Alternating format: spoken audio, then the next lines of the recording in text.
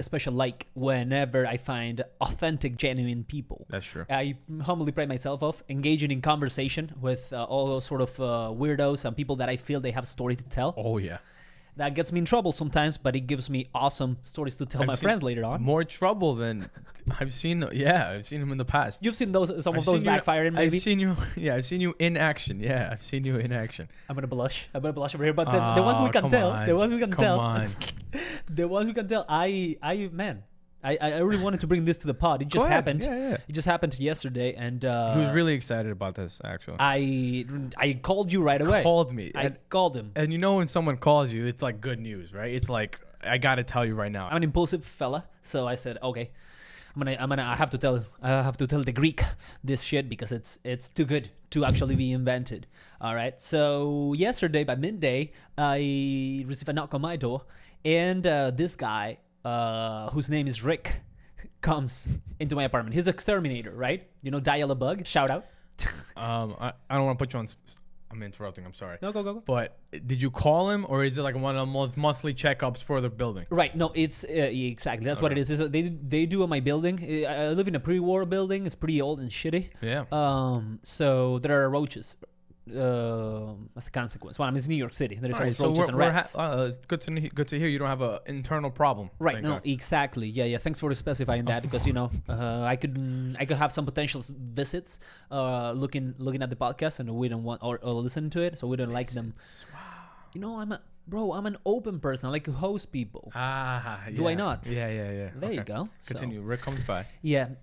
So Rick comes for his monthly checkup. Mm-hmm. This is the second time. I didn't remember him from the first time, but he comes, he does his shit. They bring this little mini silicone gun that has a little like thick goo that they put on corners. Yeah, and they have like little spray. They don't do a spray. They only do in corners inside cabinet doors and stuff. They do this gooey thing with it's like a large syringe. Yeah. He does this in like 30 seconds. He's like, oh man, my brother was blah blah blah, and he starts talking to me. I'm like, okay, hey, what up? He's like, so how have you been? Blah blah. Your motorcycle, right? So he started kind of like opening conversation to me, and I'm like, oh man, I'm all good, blah blah blah. And I don't know how exactly, because I'm wrapped up in him not stopping talking, right?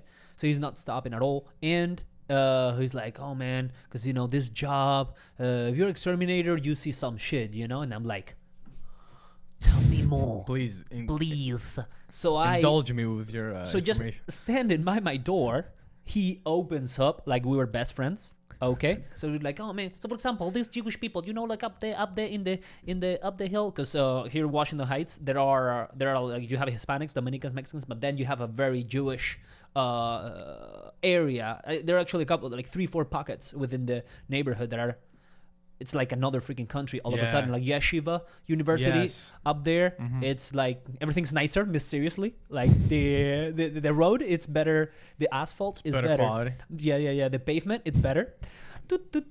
Anyway, probably I pay for it. In all honesty, the Yeshiva University, I think it's a private institution heavily funded by some Jewish wealthy people. So.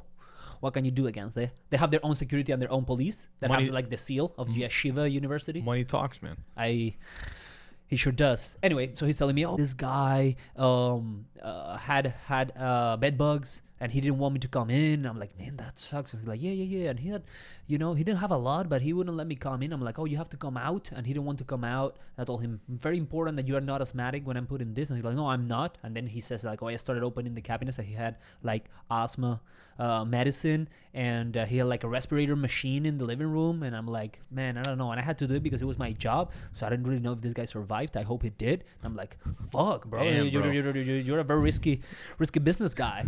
And he's like, yeah, but that's nothing, And I'm like, I'm all ears, Rick. Please tell me, Rick. Right. I cannot replicate his accent, but his accent was captivated. Down the line, along the 47 minutes of conversation I had with Rick. By the way, Rick is in his working hours. Like, I don't know, 30 minutes, 40 minutes. I'm like, okay, Rick, what are you going to go work? And he's like, he's just talking. And he's like, I have two other couple places to go. And I'm like, okay, well, that's very, very diligent and efficient of you as a worker. I'm sure Dialabag is delighted with your performance. But he tells me, oh man, there are much worse places. Check this out, right? And he's like, I even gonna tell you, you never rent an apartment. He now starts giving me advice while telling me his stories. He's like, you never rent an apartment at 435 West 86th Street. Wow, And I'm exactly. like, yeah, I'm like, wait a second, that's the Upper West Side. Why? And he's like, no, man, that building is doomed. That building is fucked. And I'm like, okay, why? And he's like, I got this other guy. I got a call from the super that they have bed bugs, Oof. right? And I'm like, oh wow. And how did the super know? And he's like, they were on the hallway already. And I'm like, what? And he's like, yeah, they were coming out of the apartment. Yeah, And that's I'm like, bad, man. I'm like, fuck. that's And he's like, disgusting. yeah. So so I go there, and this guy doesn't want me to spray the apartment. And I'm like, what do you mean he doesn't want you to spray? He's like, yeah. You don't understand. There are people who live with bed bugs. And I'm like, what? By the way, side note, I had bed bugs once. Not now. Not now, like 4 years ago. I had, because I was hosting my friend Stefano, shout out il professor, and he Your best friend. he brought his best friends with him from fucking Bushwick in Brooklyn.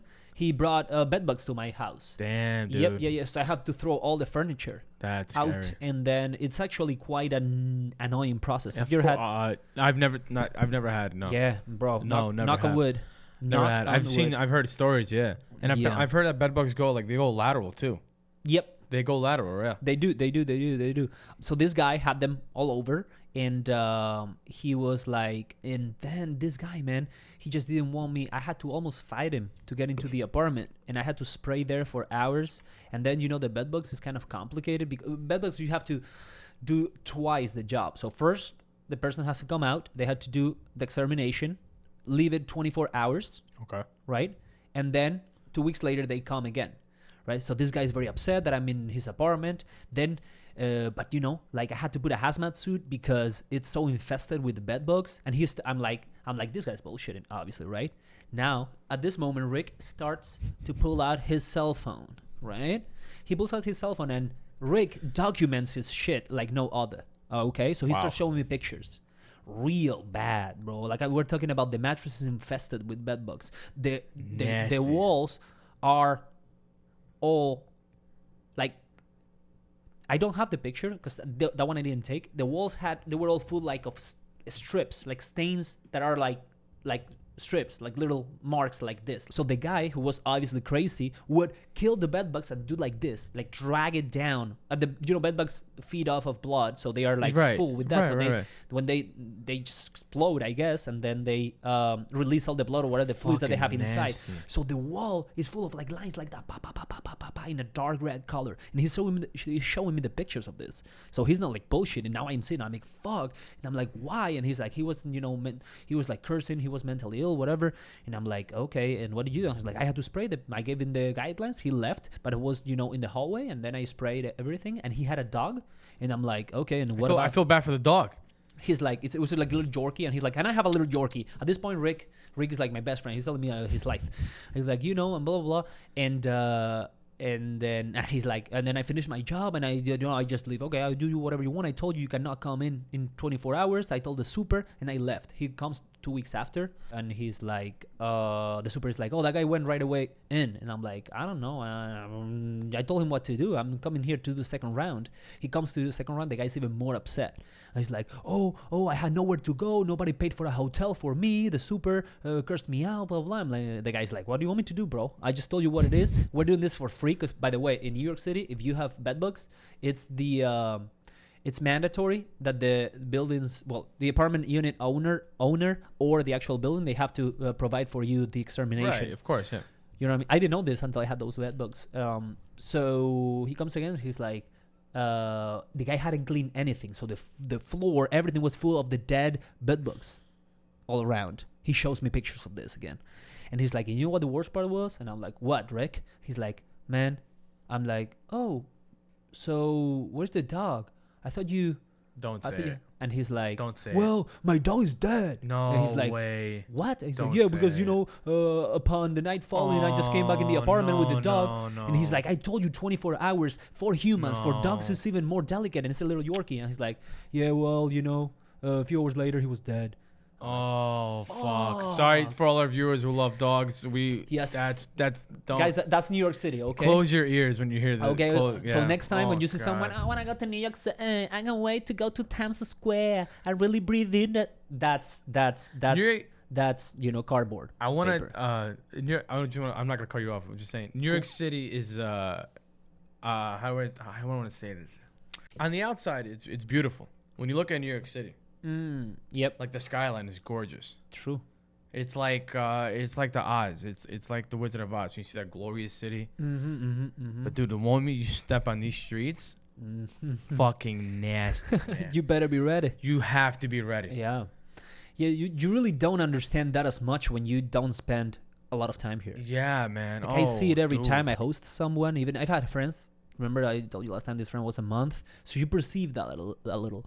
But when you spend like longer time, you realize how it can be a very tough place, this place. And it's full of, I think that's what makes it great, they say, right? That there is a lot of unbalanced people. There is a lot of, worst and best combined within a few square miles. New York City is everything, man. Yep. Like Yep. you can step into Midtown and then you feel like you're in a different world, and then you go to the Lower East Side, and that's a whole new world by itself. You don't feel like you're in this. 100%. Yeah. So, Well, these are not even these two. They were the warm-up stories. okay. Because now I'm with Rick. Now Rick and I are best buds. Do we have any more dog dead stories? Because I don't. No, think, no Thank God. dogs, but we have a few more animal dead stories. All right, Jesus because the worst ones come. Okay, guys, brace yourselves if you could. So here Rick is, yeah, man, like this is crazy. And I'm like, wow, Rick, man, thank you very much for sharing this. And he's like, oh, this is nothing either. You want to hear something crazier? And I'm like, I'm dying to, Rick, I'm dying to. So he's like, okay, check this out.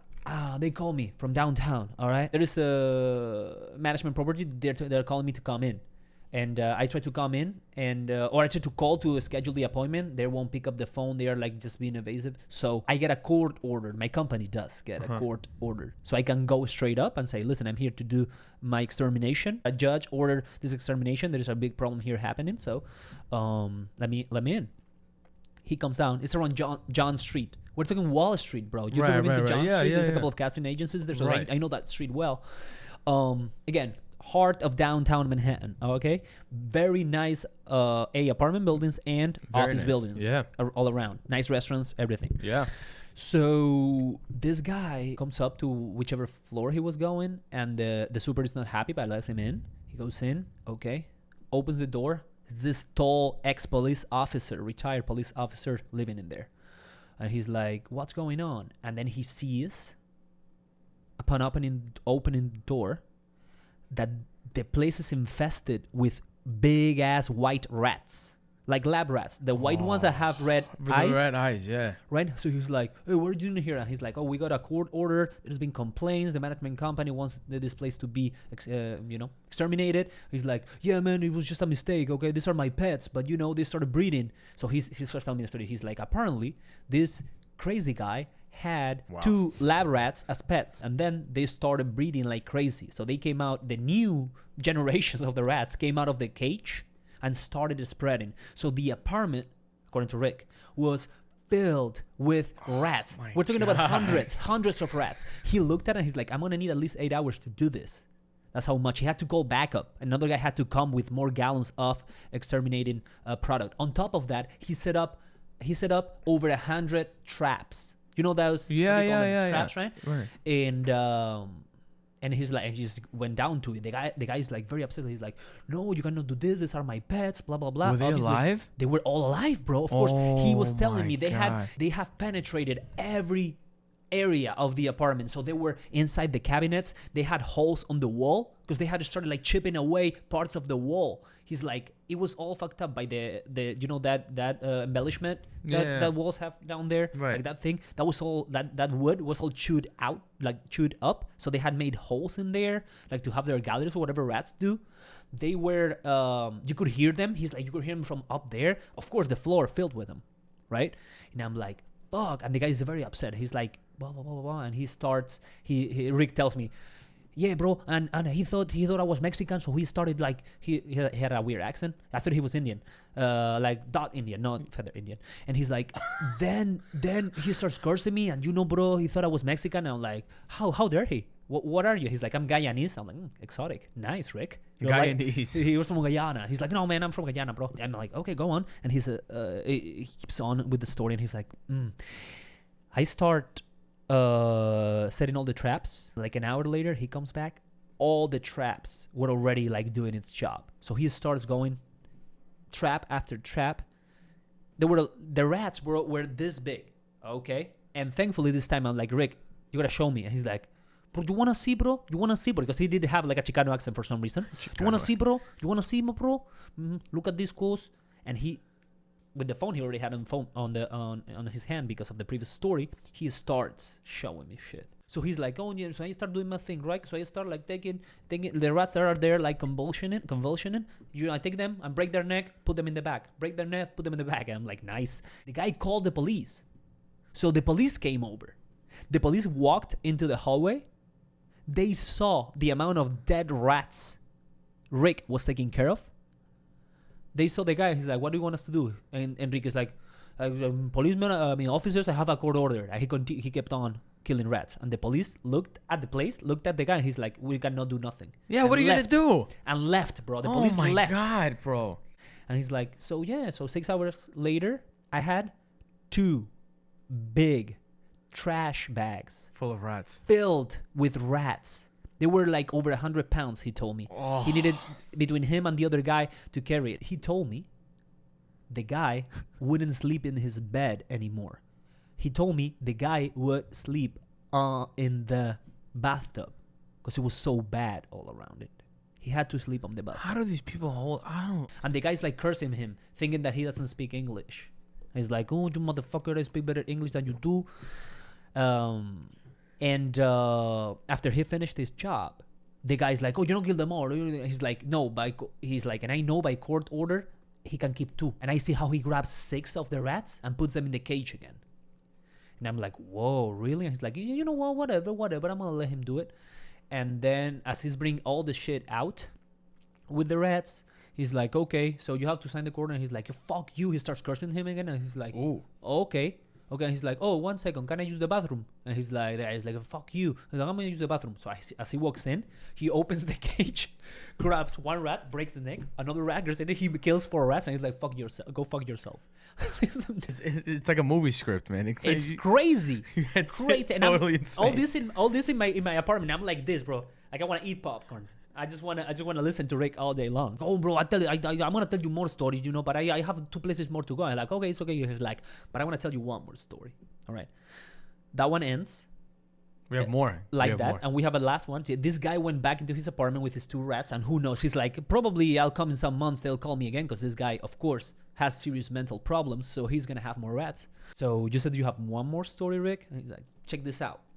You know the Bronx, right? You know the River Park Towers? And I'm like, yeah, of course. Have you ever seen the River Park Towers? No, when you go in the FDR, when you go on the FDR, right. If you take the FDR all the way to the end, okay, on the East Rivers or Harlem Rivers Bronx side, there are like 2 big ass towers that are like hundreds of apartments. Right. They're actually quite nice. They're not projects. They are just nice. Right. So did I tell you when I lived in a project? You never told me. Okay, we have to talk about the half a year I lived in a project. But anyway, that's another story. This guy's like, so I do in this building, I do more of a regular maintenance extermination. So I'm there like a few days a week for a full day. And I'm like, okay. So he tells me, the super calls me. Okay, there's this guy who has a serious problem. Something's coming out of his apartment. This is a different guy with the white. This is the superintendent of the River Park Tower building. All right, okay. And Rick, this is always Rick is the one who's facing this. Rick is like the top exterminator in the city, apparently, dude. He told me this is very normal amongst exterminators. That's crazy, he's just one guy. Oh, God, that's so nasty. Okay, and this is his stories. Again, he's showing me footage and images. He's giving you evidence. He's giving me clear evidence, visual and audio-visual evidence of it. So he tells me, okay, what's going on? He's like, there are the super of the building. There are flies all over. I don't know what's going on. He's like, okay, He's okay. I'm gonna go up. He goes upstairs to the 57th floor, some crazy up floor like that. He bangs the door. Finally, this weird guy opens. The moment he opens the door, a cloud of flies come out of the apartment. He's like, what the fuck is happening here? And he checks everything out. And it was the nastiest apartment you could ever see. A guy who was a hoarder, but also he starts telling me, so the sink, the toilet pool, everything that had water was fucked up. Therefore, everything was filled to the brim with dirty water. As a consequence, thousands of flies started growing all around and laying eggs and everything. Jesus Christ! He's telling me, as I'm walking inside the apartment, dribbling the shit, the trash that's all around, I'm crushing maggots. He did this sound. And he gave you effects. And I'm like, this got me real. Ray, come on, man. Come on.